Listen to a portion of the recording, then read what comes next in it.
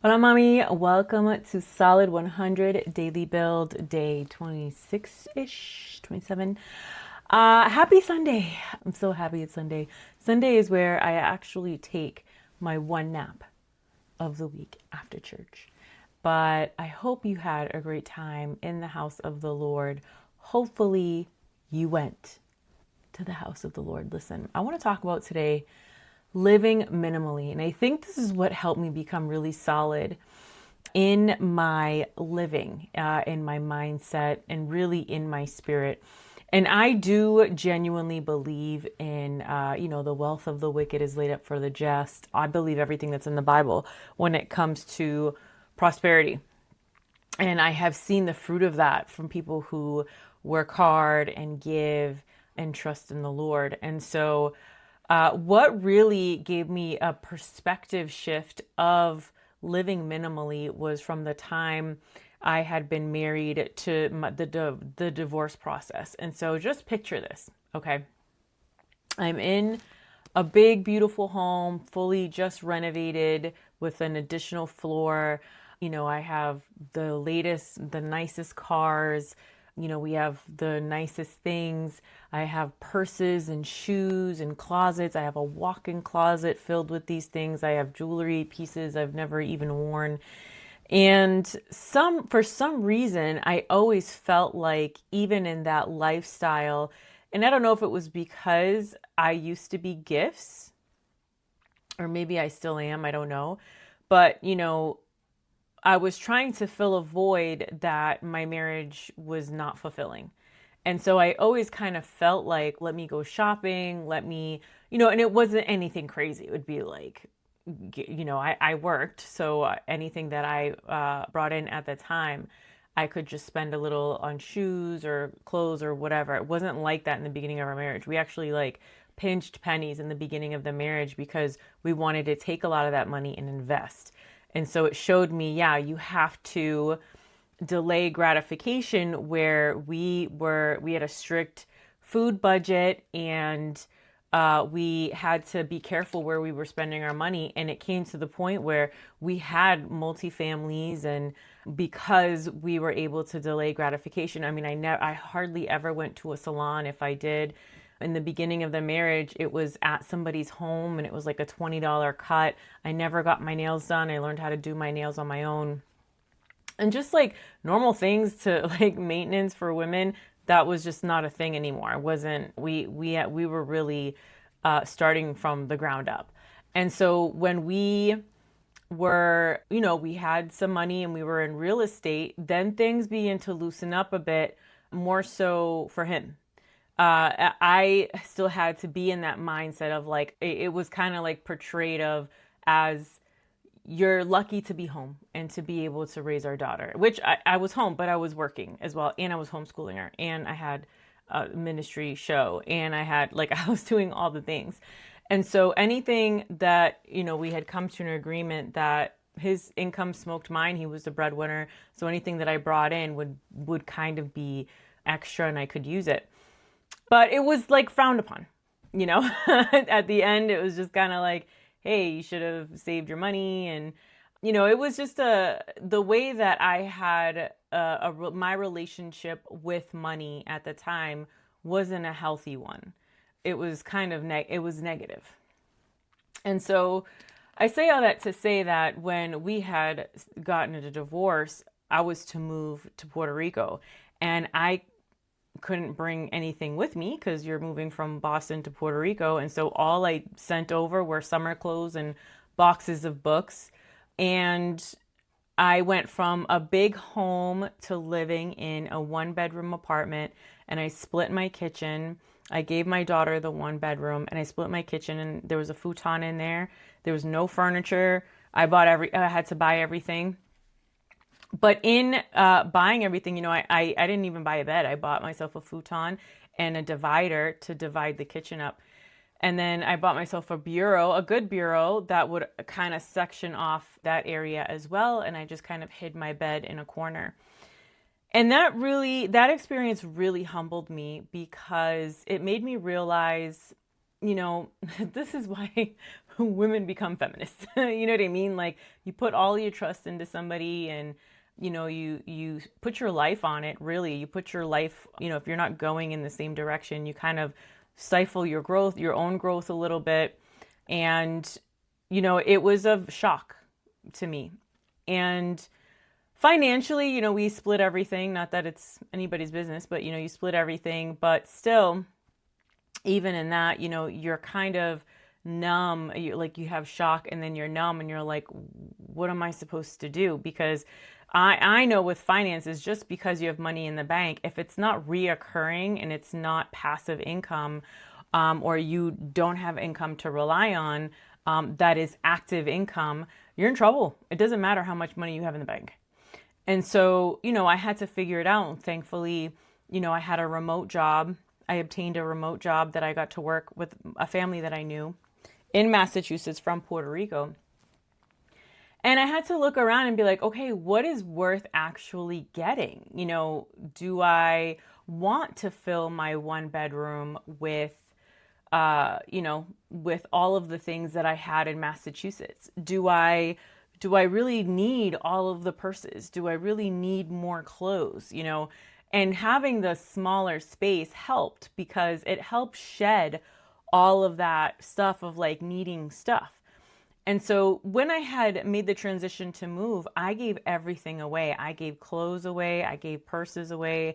I donated shoes away. I was like purging anything that kind of filled that void in me. I was just like, just take it all. Like, I don't want any of this stuff. And so when I moved to Puerto Rico, I had a little bit of a perspective shift where I was just like, am I to fill my closet up with stuff again? Or like, what am I really doing here?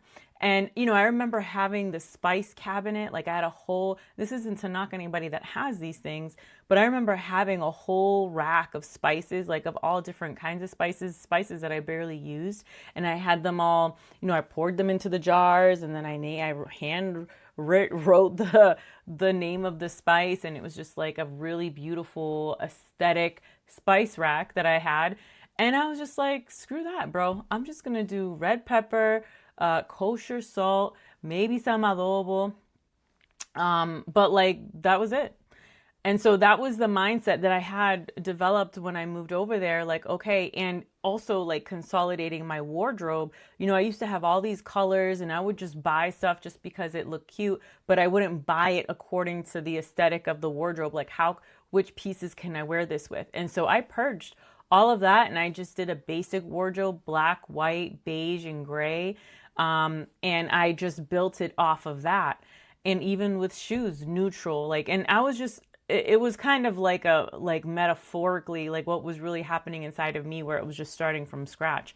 And that was being reflected on the outside. And so I say all that to say that, I had to learn this. Okay. What if the clutter in your life isn't just in your house, but in your mind, your finances, and even in your peace? We live in a culture that constantly tells us to buy more and upgrade more and own more.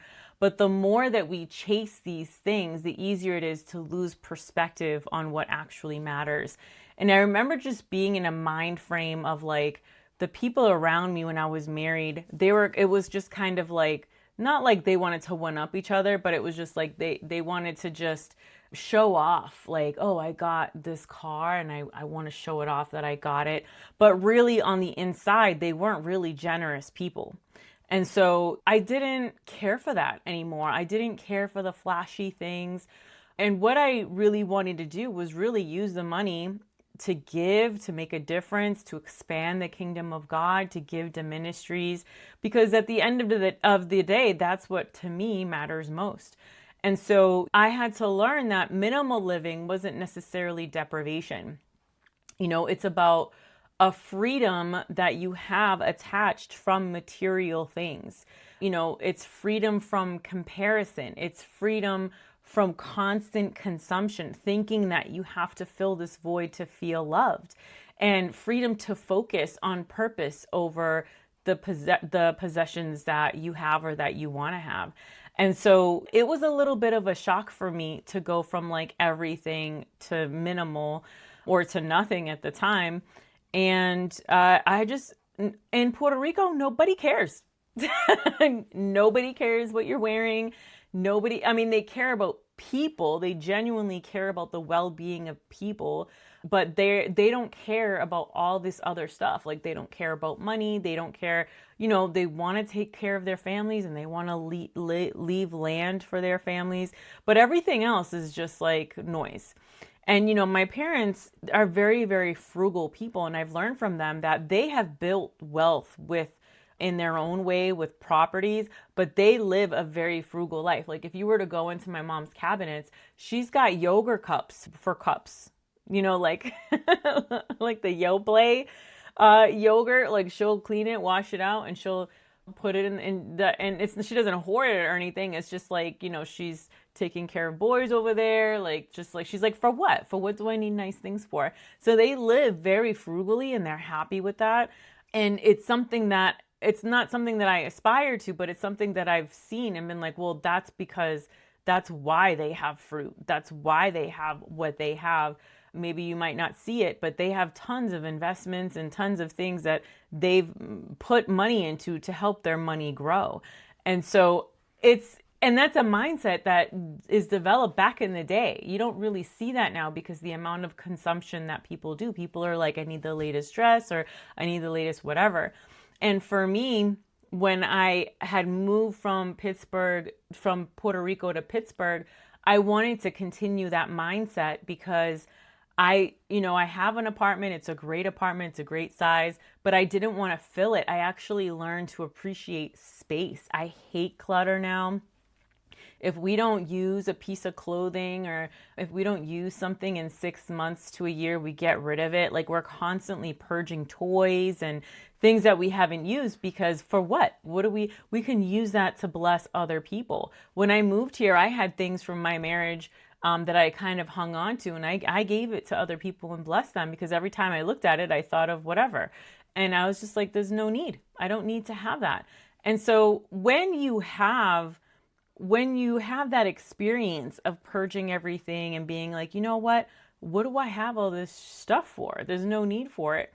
It reveals what you truly need. Like you start to really think about what is it that even in your diet, like you can, maybe you're a snacker and you like to get all different kinds of snacks, but then you realize like those snacks are not getting me closer to where I need to be health wise. So you even start to eliminate those things and be like, yo, eggs is where it's at, bro. Like it's cheap. There's tons of protein in it. And so like, you start to eliminate all of the frilly things and the extra things. And I'm not saying that extra is bad because I believe in the overflow. I sow for overflow, but I want to make sure the things that I give or I receive are quality things that will last me a really long time, that they're not cheap. Do you know what I'm saying? Like if I'm going to buy a blouse, I want to make sure that the blouse is great quality, even if it's a little bit more expensive, but that it'll last me a long time. So it's just like a mindset, like gutting your mind of like, okay, I don't need to have everything that's on sale because that stuff is probably cheap anyway. It won't last me a year, but I can get a nicer quality, 100% cotton blouse and it can last me a longer period of time. And it's a little bit of an investment, but it's sharp. It's sharp. I can use it with any piece of clothing that I have. I can interchange it. It's just a complete mindset gut. Like you're washing your brain of the notion that you have to continuously have to fill something or just to kind of have some therapy when it comes to that. And you replace that with God's word. The love that you feel like that you're missing or the attention or the feeling that you get when you purchase something, you can easily replace with God's word and be like, I don't need those things. God's word fulfills me with peace and joy and love. I don't need material things to fill that void in me. And so sometimes we think that we need things that are actually emotional comforts, distractions, or even status symbols. And so when you simplify everything, you realize how little you actually need to function. you become grateful for the basics and you stop attaching your identity to possessions. So the less noise that's around you, the easier it is to hear God clearly. Like when you really clean and gut your house, like let's say you do a spring cleaning, don't you feel like, oh, there's like a weight lifted and there's more space, and you just feel like it's just a more peaceful environment, so that it gives you a better ability to work or create. And so it's, you can feel it in the atmosphere. Like when you have tons of junk and you haven't cleaned anything and it's just like, oh my gosh, like everything is thrown everywhere. It's a powerful thing to just get rid of the stuff that you're no longer using. Hebrews 13:5 says, keep your lives free from the love of money and be content with what you have. Contentment is powerful because it breaks the cycle of never feeling like enough is enough. You've got to be okay with saying, I already have a striped shirt, a blue striped shirt. I don't need another one. I mean, maybe you do, but like you can easily take the money that you would buy another striped shirt with and put it into stocks and make it grow. You know what I'm saying? Like there are different mindsets that you can have that you can separate. Whereas normally, when you're in your 20s and you buy everything and everything is shiny and whatever, but now you're like, okay, I already have this. Is it really necessary to get it? Can I put that money somewhere else? Possessions can quietly become burdens. More stuff often means more stress, maintenance, debt. If you feel like you got to constantly catch up with debt, more pressure to keep up appearances. People often spend money trying to impress people they don't even like. People who aren't even paying their bills. And so minimal living helps you ask, does this actually add value to my life? Or am I buying this to fill something emotionally? For where your treasure is, there your heart will be also, Matthew 6:21. What we constantly spend on often reveals what we truly worship, fear, seek validation from. This will reveal what your relationship with money is like. And so there was, when I was in Puerto Rico, I was kind of developing like what would my style be, because I didn't really have one before. And I was like, okay, let me start with like a classic style with, I can wear trousers with like a t-shirt and some sambas, like just the basic. It looks classy, it looks put together, it's easy, it's free flowing or whatever. And I told myself, well, I would like a watch that's a minimal watch that I can wear with everything, that will go both with gold and silver, and that has a tan strap that's very thin and it looks delicate. So I looked around for, usually I would just buy all these watches, but I actually looked around and I was just like, no, it's not. I took my time to look for a quality piece. And I was willing to spend, $100, $130 on, something like that I can wear all the time. And I remember one day I was in Puerto Rico, I was in Aguadilla in the Marshalls that's there. And I go in and I see this watch. And Fossil is one of my favorite brands. And so this watch has like an ivory in the face, and then it has gold and silver all around it.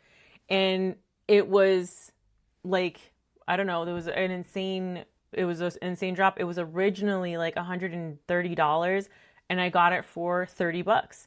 And so at first I was like, thank you, Lord, because that was the Lord who was like that. I saw the watch and I was like, that watch is beautiful. I would love to get it. I can wear it every single day. I can literally wear it with anything.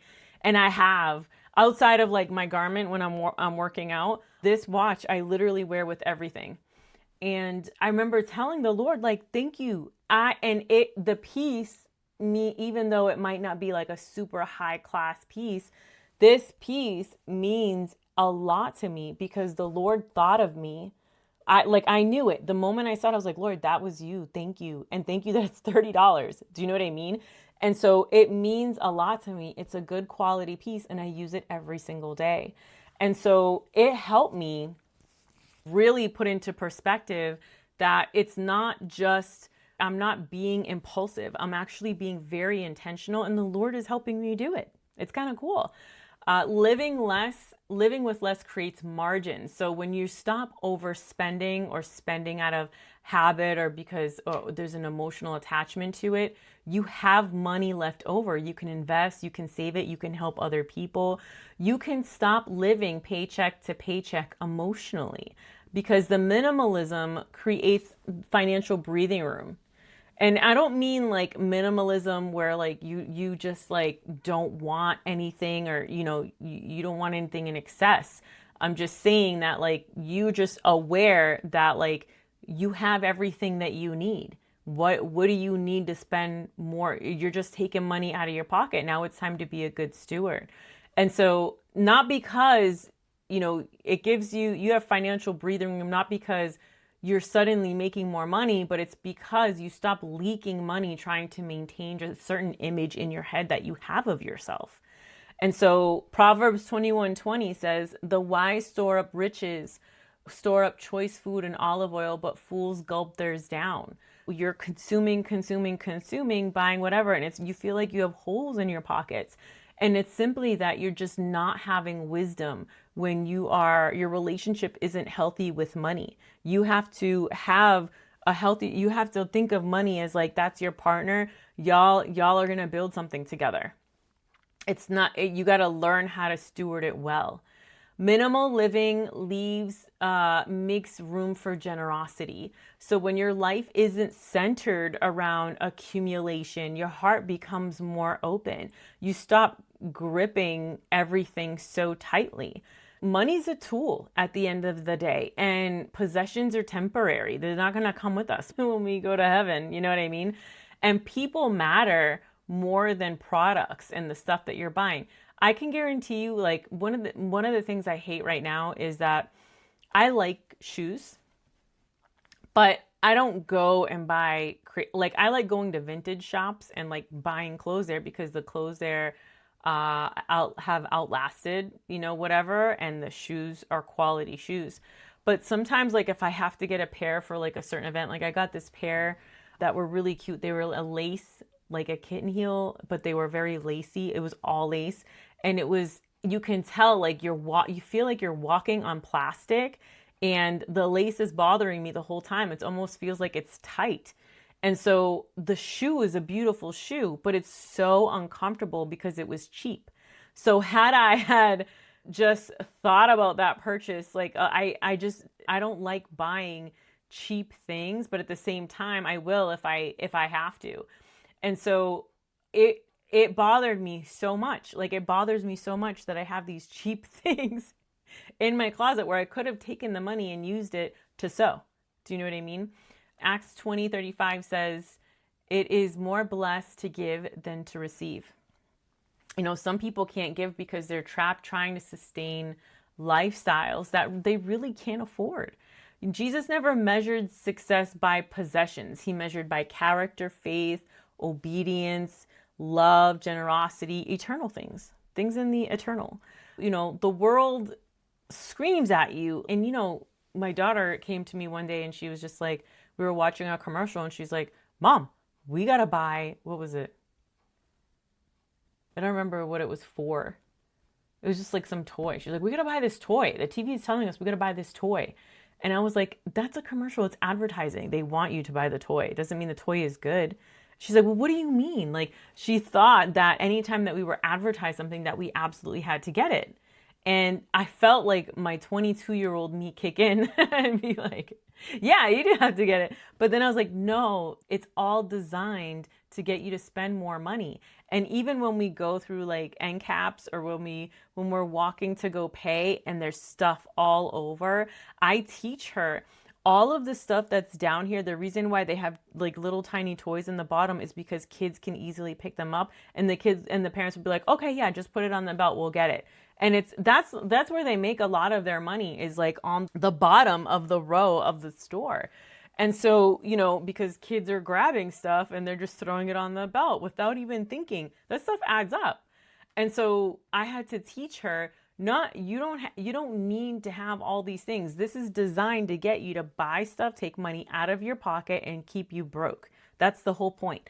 And so I had to teach her that just because there's ads and just because things are repeatedly shown to you doesn't mean that repetition is a convincing argument. That's why they say you have to see things, you have to put it in front of people constantly so that they can buy whatever project or whatever book or whatever. Like they have to see it constantly so that they can eventually buy it. And so it's the same thing. It's the same psychology with stores. It's there all the time. Your kids know it's there. It's the same psychology with anything else that's in your life, anything that you're exposed to, especially on social media right now. A person, Luke 12:15 says, a person's life does not consist of an abundance of possessions. It doesn't. You can own a lot and still feel empty, which is how I felt back in Massachusetts. You can live simply and still feel rich in peace. We were living a very simple life in Puerto Rico. And, my parents, they're rich, like they have, and I mean like in land, like you can go and get mangoes and you can get passion fruit and you can get aguacate and you can get whatever you want on the land. You can pretty much just grab it and eat it.